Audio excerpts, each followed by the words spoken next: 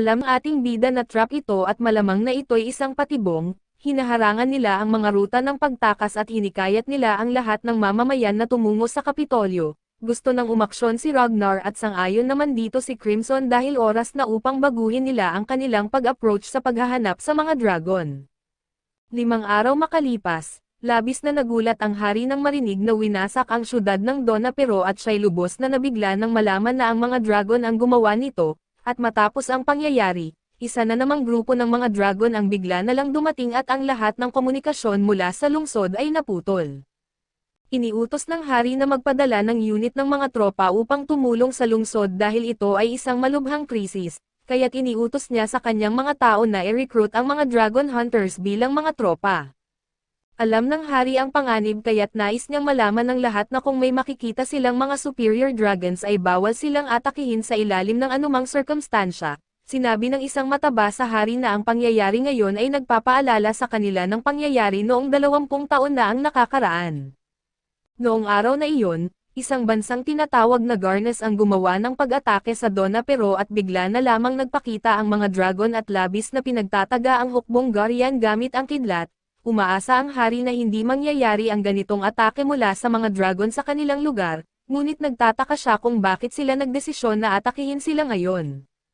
Nagdududa siya kung mayroong dahilan o kung may ginawa na nakapag-udyok sa mga dragon na magalit. Nag-aalala ang hari dahil kahit paprotektado ang royal capital ng isang barrier, ang lakas ng isang superior dragon ay higit pa sa libu-libong tao. Sa sandaling iyon, nararamdaman ng hari na may hindi kanais-nais na nangyayari dahil lubos na naging tahimik. Nagpakita ngayon ang isang nagliliwanag na bagay na tila anghel, at humingi ito ng paumanhin sa hari dahil sa biglaang pagbaba mula sa kalangitan.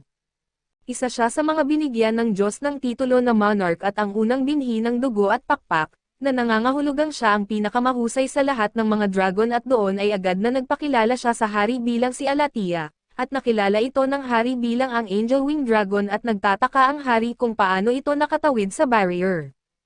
Tila siya isang physicist dahil alam niya ang lahat ng detalye ng kanilang barrier na tinatawag na The Solar Safeguard na ginawa ng mga Solarian at sa gabi, ito ay naglalabas ng sikat ng araw na naipon noong buong araw, na bumubuo ng isang barrier na nagpapatigil sa mga dragon dahil ang liwanag ay gumagawa sa kanila na tunawin tulad ng ice cream.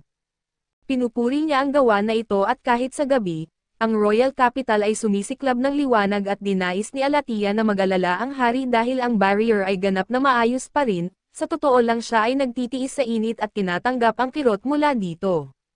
Naguguluhan ang hari habang iniisip na sa lahat ng mga taon na naglalaban ang mga tao laban sa mga dragon, walang record ng mga hakbang na ginawa ni Alatia at binanggit niya na lahat ng kanyang mga lingkod ay walang sugat, at ang kanyang ginawa lang ay maliit na bahagi ng paggalaw ng oras upang itigil ang buong mundo. Hindi niya magawang dumating doon ng ganon-ganon lang dahil bilang isang dragon monarch, ang kanyang pagdalo ay magdudulot ng lubusang kaguluhan at kinikilala ni Alatia na ang pagpindot ng pause button sa universe ay medyo labis na hakbang, ngunit siya'y labis na nagnanais na makilala ang hari. Isa sa mga pakay niya kung bakit siya dumating ay gusto niyang humingi ng sorry sa hari, habang ipinakita niya ang isang ulo ng isang lalaki sa dulo ng kanyang sandata, at ipinahayag niyang hindi niya inaasahan ang pagsalakay sa Donapero. Gayunpaman, ang ulo ng lalaki na ngayon ay nasa tuktok ng kanyang sibat ay ang siyang gumawa ng kasiraan sa lungsod at ginawa niya ito sa isang kisap mata, ang kaya niyang gawin ay paparusahan ang mga hangal at dalhin ang ulo nito bilang isang nakakadiring regalo sa hari. Kinikilala ni Alatia na ang pangyayaring ito ay dahil sa kanyang pagkukulang sa pamumuno, at siya'y totoong humihingi ng paumanhin subalit nahihirapan ang hari na tanggapin ang lahat ng impormasyong ito, at bumilib siya kung paano kabait ang pag-uugali nito at nagtataka kung totoong isang dragon siya. Pinagdudahan ng hari ang babaeng ito dahil na rin sa katahimikan at ipinapakita nitong kahinaan, bagaman naiisip ng hari na kung siya na lang ang tao na makakagalaw sa kasalukuyang oras na iyon at alam niya na ang barrier ay maayos pa rin, ito na ang kanyang pinakamagandang pagkakataon para atakihin ang babae. Subalit kalmado ang kanyang sarili sapagkat kahit kaya pa niya itong patayin, magiging sanhi ito ng isang malupit na digmaan laban sa mga dragon at tiyak na mawawasak ang kanyang kaharian. Nalalaman niya kung gaano kakaiba ang sitwasyon, kaya't nagpasya siyang tanggapin na lang ang paumanhin ng babae at masaya ito sa narinig at sinabi na ang buong sitwasyon ay nakakalungkot, at doon ay bigla na lang itong nagbago ng direksyon. Ang tunay na inaasahan niya ay hindi ang takot ng mga tao para sa kanilang tiyak na kamatayan at ang gusto niya lamang ay silang lahat ay tahimik na mawala. Naramdaman ng hari kung gaano kawalang hiya ang lahat ng sinasabi niya, sapagkat wala pang isang saglit ay sinabi niyang wala siyang intensyon na wasakin ang Donna Pero.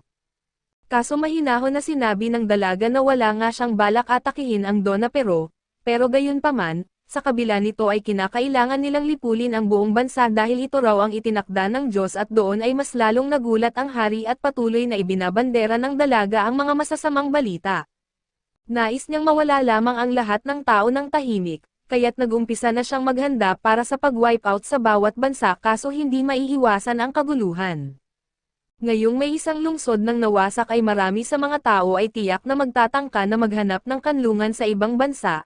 Ngunit hindi niya ito papayagan at ang tinatawag na anghel na ito ay walang puso, sapagkat ipinakita niyang nag-isyo na siya ng utos na atakihin ang mga bayan malapit sa hangganan ng bansa at wala ni isa ang papayagan na umalis. Sinusubukan ng hari na magbigay ng utos at sinasabi na gagawa sila ng pagsalakay kung hindi niya ititigil ang kanyang plano at handa itong magdulot ng digmaan sa kanila pero hindi kumikibo ang dalaga. Hindi niya pinapakita ang anumang ekspresyon sa mukha at may kumpiyansa siya na sabihin na hindi lang ito magiging digmaan kundi isang madugong patayan. Alam ito ng hari at nagtanong sa babae kung may pagkakataon pa para sa negosasyon. Ngunit wala na raw at sinisimulan na sana ng dalaga na ipaliwanag ang kanyang layunin, ngunit binara siya ng hari at sinabi na wala na siyang ibang pagpipilian at inaktibo niya ang isang bagay. Kinuha niya ang buong kapangyarihan mula sa buong imperyo at ipinaliwanag ng hari na ang Solar Safeguard ay ginawang isang weapon, at ang lalaking ito ay puno ng kumpiyansa ngayon at binabanggit na ang masamang reyna ng mga dragon ay mawawala sa kanyang harapan. Kaso lang sa pinakamapangahas na pagkakataon ay hinadlangan ng katiwala ng hari ang kanyang atake na para bang isa sa mga scene ng top 10 anime betrayal. Ang inosenteng mataba na nasa sulok lamang at hindi kumikibo sa buong oras na ito ay may dragon pala sa loob niya, at binanggit pa nito na hindi nila papayagan na magtangkang umatake ang hari sa kanilang Queen Monarch. Mayroon ding isang lalaking tinatawag na Nebiel na naruroon at pinasasalamatan siya ni Alatia sa kanya dahil sa pagtatanggol. Sinabi ni Alatia sa mataba na dragon na hindi niya iniutos na gawin niya ang pagpatay sa hari. Ngunit ipinunto ng mataba na ginagawa niya ang lahat para mapanatiling ligtas ang reyna nila. Hindi pa ganap na patay ang hari dahil ayon sa dragon, ito ay buhay na buhay at ito'y nasa isang kalagayan ng pagkabigla at dagdag pa ng baliw na ito na iyon ang kanyang kaligayahan, ngunit kinaiinisan ito ni Alatia dahil sa ito'y sobrang kalupitan. Siya ang pinakamalakas na karakter sa anime na ito, at nagdesisyon siyang gawin pa ang kaunting pagbabalik sa panahon at para maibalik ang buhay ng hari. Nakakatawa na kailangan niyang mag-sorry ulit at iyon na rin ang pagkakataon na mag-sorry sa ginawa ng kanyang katiwala na nagbigay ng malaking kasiraan sa kanyang katawan at subukan na patulugin siya habang buhay. Nagulat ang hari na hindi niya alam kung paano siya nabuhay matapos lamang mamatay, at si Alatia naman na parang wala lang ay nagpapaliwanag na ibinalik niya ang oras kung saan buo pa ang kanyang katawan bago ito wasakin. Nagbabaka sakali siyang baka natakot na sa kanya ang hari. Ngunit hindi niya nauunawaan ang kahit anong bagay at nagtatanong kung siya ba ay isang Diyos.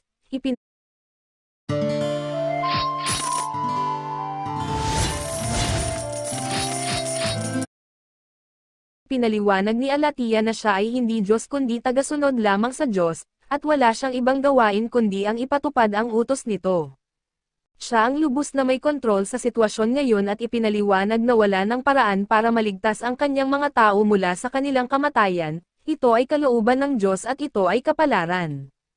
Gayunpaman, sinabi niya na maaari silang makaligtas mula sa takot at pagdurusa, at labis na nagtaka na humihiling sa hari ng kanyang kooperasyon at nakumbinsi niya siyang ipinaliwanag na siya ang tanging may kapangyarihan na siguruhing mamatay ang maraming tao na hindi na magdurusa pa.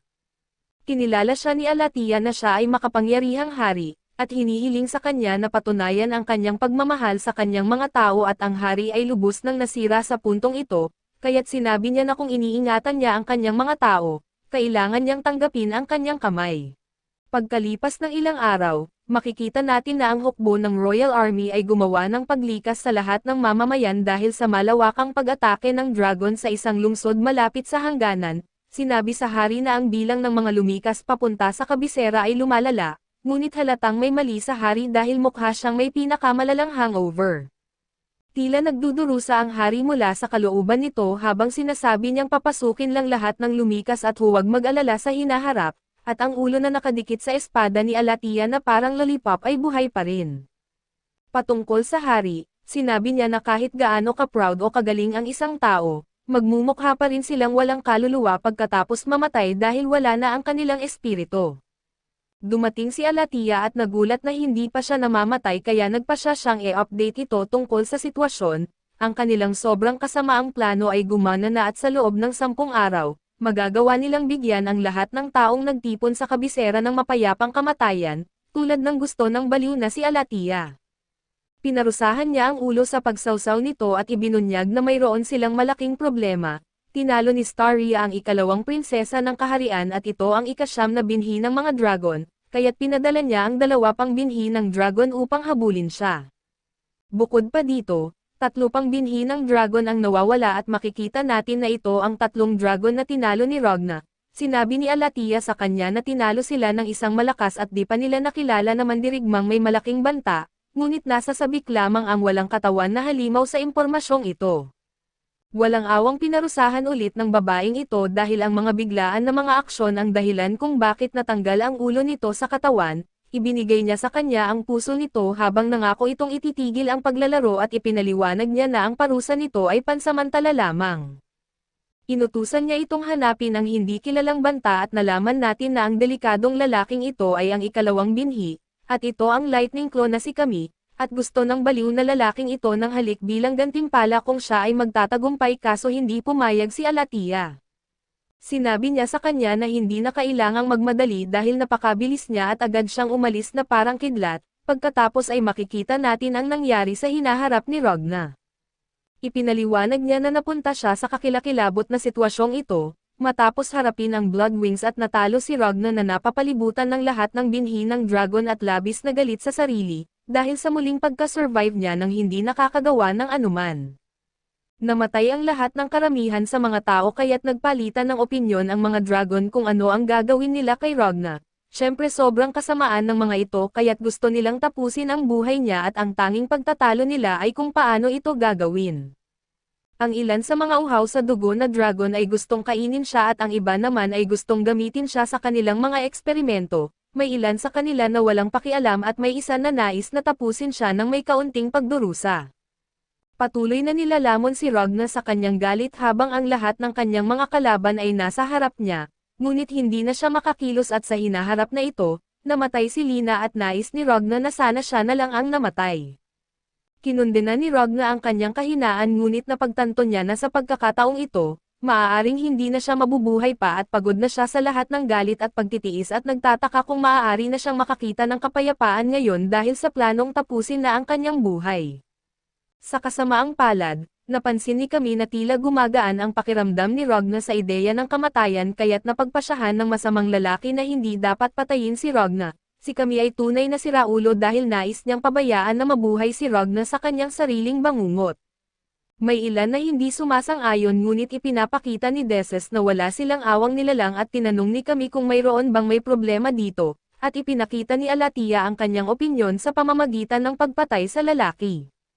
Pinapaalala niya sa lahat kung gaano niya kamumuhian ang mga taong nanggugulo sa kanilang kaayusan at sinabihan si Kami na tumahimik. Hinihiling ni Alatia na isaalang-alang ang kanyang opinyon at nagulat ang lahat ng ipahayag niya na nais niyang tanggapin si Ragna sa kanilang angkan.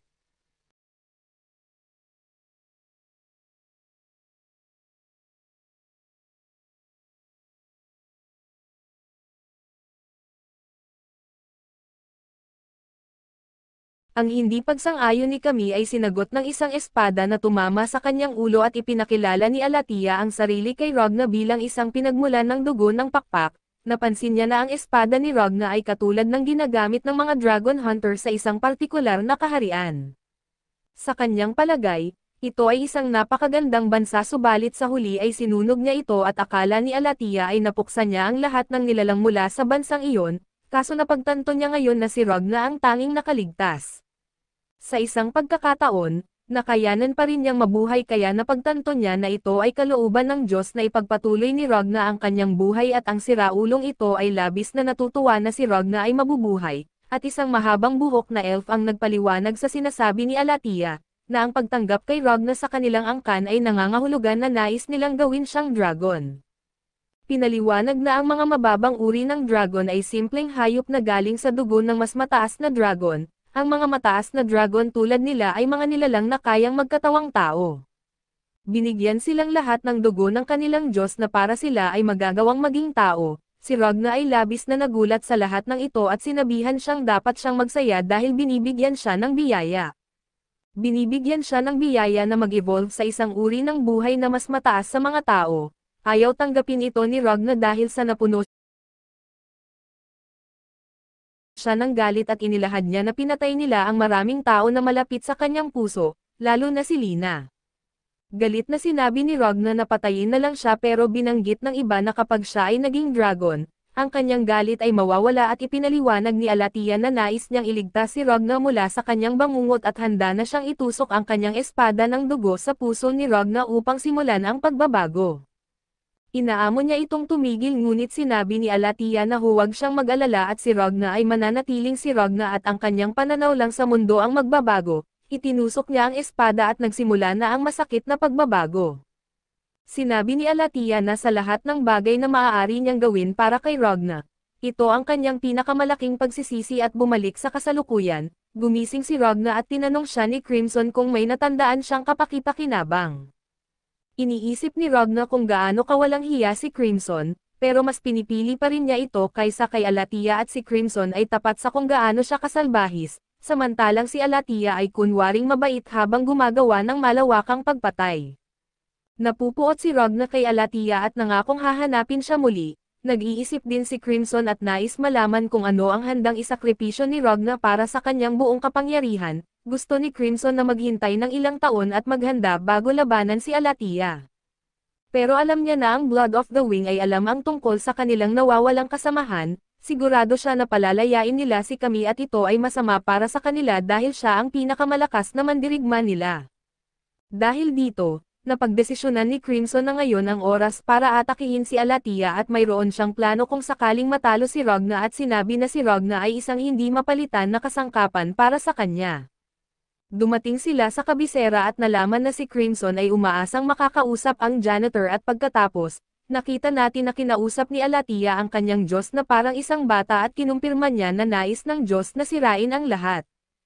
Hindi alam ng bata kung ano ang ibig sabihin nito kaya't napagpasyahan ni Alatia na dahil wala ito sa isipan ng kanyang Diyos, ito ay dapat wasakin at bilang mga alipin ng kanilang Diyos, gagawin ng mga dragon ang kagustuhan nito. Mukhang may problema si Alatia dahil sa kanyang kalungkutan sa pagkamatay ng kanyang. You can apply for a loan up to 25,000 pesos without worrying about annoying phone calls. Just a month ago, Kanyang mga kapwa dragon, ipinaliwanag sa kanila na sila ay hindi karapat-dapat sa kanilang angkan at di sila angkop na maging bahagi ng kanilang Diyos, pero umaasa siya na ang kasiraan sa mga kaharian ay magiging handog para sa kanila. Dumating ang grupo sa mataong bahagi ng lungsod at ipinaliwanag ni Crimson na kailangan nilang dumaan sa ikalawang kastilyo para makapasok sa lumang distrito. Gusto niyang tawagin siya sa pangalang Veronica sa ngayon, pero si Ragna ay abala dahil nasuka siya. Masyadong maraming tao at nahihilo si Ragna kapag nasa mataong lugar. Sinabi ni Crimson na malaki rin ang lugar na tinitirhan ni Ragna dati, kaya napagtanto ni Ragna na okay lang siya noon dahil sa palagi niyang kasama si Lina. Iniisip ni Crimson kung ititigil na lang ba nila ang kanilang misyon dahil dito, pero determinado si Ragna at sinabi niya na kahit gaano siya kahina, kahit mawala pa ang kanyang mga kamay at paa, pero kapag makita niya si Alatia ay papatayin niya ito. Nagdesisyon si Crimson na ipakita kay Ragna ang kaunting pagmalasakit at binanggit niyang isipin siya bilang kapalit ni Lina, pero sinabi ni Ragna na hindi niya pwedeng palitan ang pinaka-espesyal niyang kaibigan. Sinabi ni Crimson sa kanya na tapusin na lang ang sarili niya at muling nasuka si Ragna at sa wakas, nakarating sila sa lumang distrito at iniwan ni Crimson si Ragna upang gumawa ng mga paghahanda. Pinagbilinan niya si Ragna na manatili sa lugar na walang makakakita sa kanya at huwag banggitin ang pangalan ng kalaban ng malakas, Binigyan siya ni Crimson ng maraming paalala at ang gusto ni Ragna ay wag lang magpapansin at manahimik. Umalis si Crimson at napansin niya na sobrang dami talaga ng tao sa paligid, ngunit may mali dahil ang bilang ng mga evacuate sa kabisera ay dapat lampas na sa 2 milyon at dapat ay puno na ng tao ang lungsod. Ang maaaring ibig sabihin lang nito ay ang mga dragon ay malupit na binabawasan ang bilang ng mga tao nang walang nakapapansin, tulad na lang ng sikmura na nagdadigest ng kinain at ang isang malawakang pagpatay sa buong populasyon ay nangyayari na. Sa kastilyo ay makikita natin na tama siya, dahil tapos na si Neville sa kanyang mga pagpatay para sa araw na iyon at ipinapaliwanag niya kay Borgas, ang armadong dragon, na gusto ni Alatia na makita ang kalagayan ng mga evacuate sa kanyang sarili. Nagulat si Borgas na lumabas si Alatia sa publiko at pinagalitan si Neville dahil hindi niya ito pinigilan, at sa kanilang pananaw bilang mga matured na dragon, kanilang tungkulin na protektahan ang kanilang progenitor mula sa kanyang impulsive na pag-uugali. Wala nang oras si Borgas para makinig sa mga paumanhin kaya sinabi na lamang ni Neville kung saan ito naroroon, makikita natin na nagpapanggap siya sa ilalim ng kanyang asol na buhok at gamit ang isang salamin.